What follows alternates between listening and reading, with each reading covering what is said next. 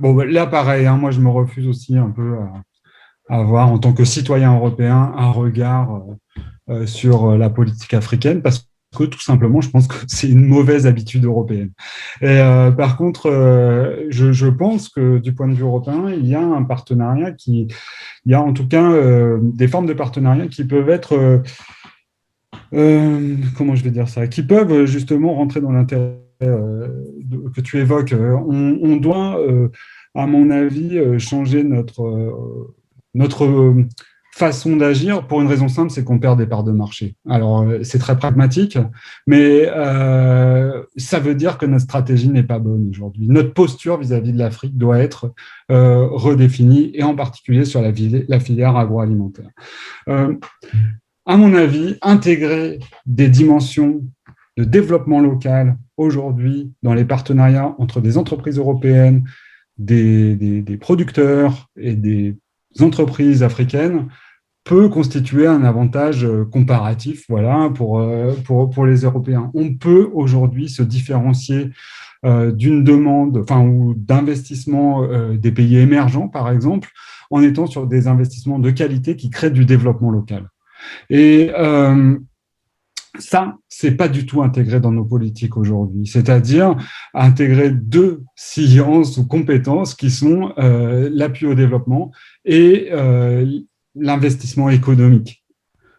Donc, en créant cette fusion, je crois qu'on pourrait créer un mouvement qui soit un peu nouveau, et aussi qu'on essaie de voir l'Afrique différemment en arrêtant de penser qu'on a des droits, quoi. Que de toute façon, on a le droit d'investir en Afrique, que de toute façon, on est des sauveurs potentiels.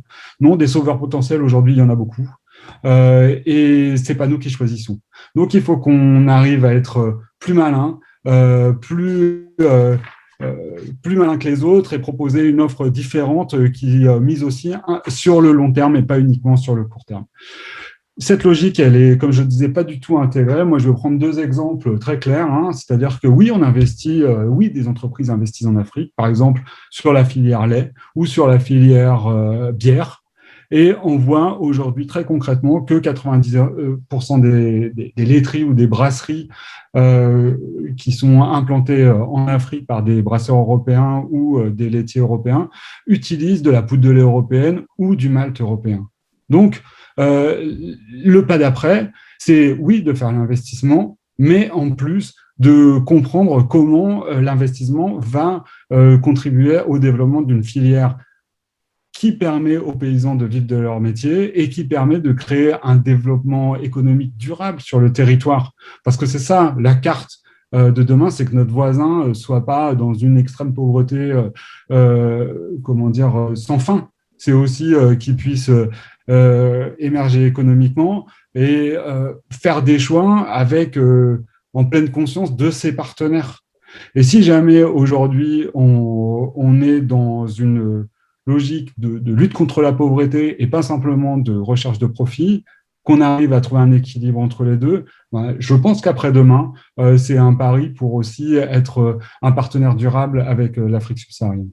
Tournons la question, pareil, je ne suis pas hyper à l'aise avec, parce que je me pose vraiment la question si le rôle des autorités publiques, c'est de prendre en compte les intérêts de certains acteurs. Pour moi, les autorités publiques et les politiques publiques, en fait, dans les questions agricoles et alimentaires, ce qu'elles doivent assurer, c'est que la population, les citoyens, ont accès à une alimentation saine, durable, accessible et rémunératrice pour les paysans. Ça doit être vers ça. C'est ça l'orientation que doivent prendre les politiques publiques ensuite. Si on parle intérêt des acteurs des systèmes agricoles et alimentaires, alors là, forcément, on va se retrouver avec des intérêts qui vont être contradictoires, opposés, et ça ne nous permet pas d'avancer justement en se basant uniquement sur les intérêts de ces acteurs. On va avoir des intérêts économiques. On a vécu par exemple sur la loi des États généraux de l'alimentation au niveau français, illustre bien le fait qu'aujourd'hui, on pense aux intérêts des quelques acteurs des systèmes agricoles et alimentaires, et on ne pense pas à l'objectif qu'on souhaite se donner avec le système agricole et alimentaire. Et à ce moment-là, ces intérêts doivent forcément aussi s'adapter, être vus et révisés.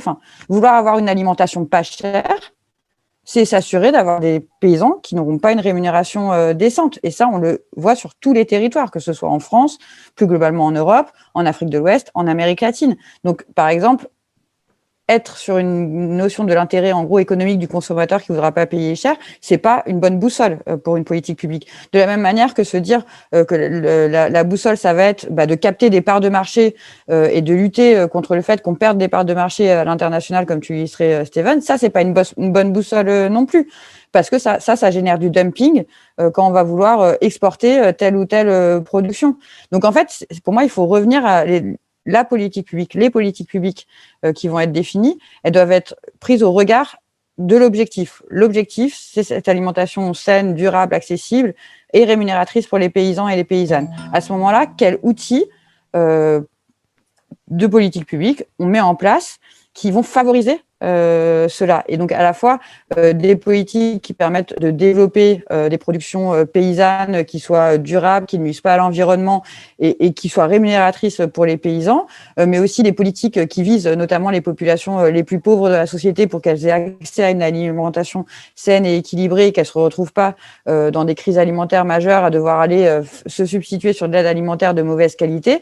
Et aussi, comment à ce moment-là, on questionne cette répartition de la valeur ajoutée et ce coût réel de l'agriculture et de l'alimentation.